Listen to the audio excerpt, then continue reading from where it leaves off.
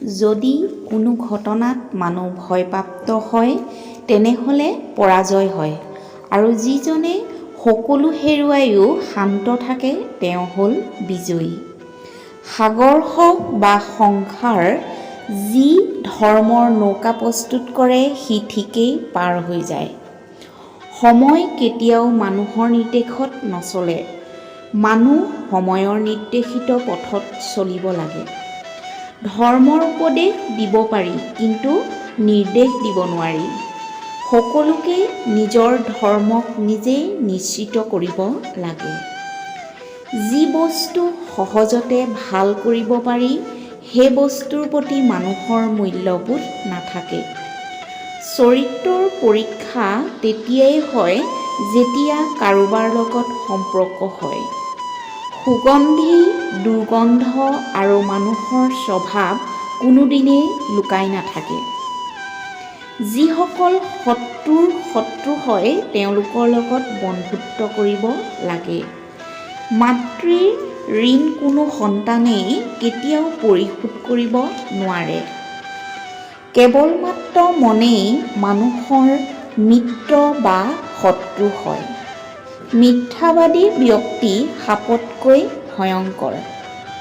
ব্যৱহাৰ আৰু চৰিত্ৰই বংশৰ পৰিচয় হয়। সন্মানিত ব্যক্তিৰ ওপৰত অপমান মৃত্যুতকৈ বেছি হয়। যিকোনো ব্যক্তিয়ে যি বিচাৰে সেয়াই হ'ব পাৰে যদি সেই বিষয়ৰ ওপৰত বিশ্বাস ৰাখি চিন্তা কৰে। আজি যি তোমাৰ আছে সেয়া আগতে কাৰোবাৰ আছিল আৰু ভৱিষ্যতে বেলেগ কাৰোবাৰ হৈ যাব, এয়া সংসাৰৰ নিয়ম। জোন আৰু সূৰ্য যেনে তুলনা নহয়, ঠিক তেনেকৈ তোমাৰ জীৱনটোক বেলেগৰ লগত তুলনা নকৰিবা। যাৰ যেতিয়া সময় আহিব তেওঁ তেতিয়াই উজলিব। কাৰোবাৰ ওপৰত ৰাগ কৰি থকা অৰ্থ হ'ল যে নিজেই বিষ খাই বেলেগক মৰাৰ আশা কৰা, ক্ষতি কিন্তু তোমাৰ হ'ব।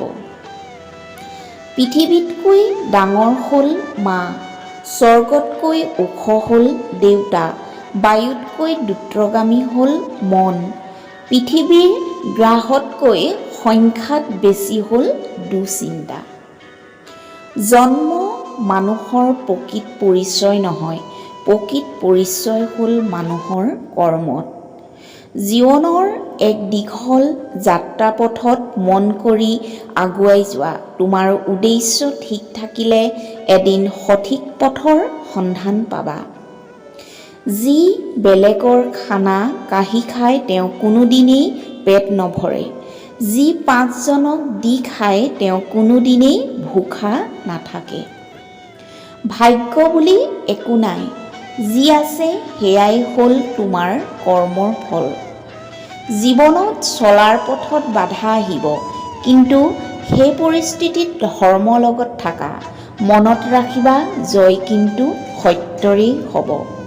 ভিডিঅ'টো ভাল লাগিলে লাইক, কমেণ্ট আৰু চেনেলটো ছাবস্ক্ৰাইব কৰিবলৈ নাপাহৰিব। ধন্যবাদ।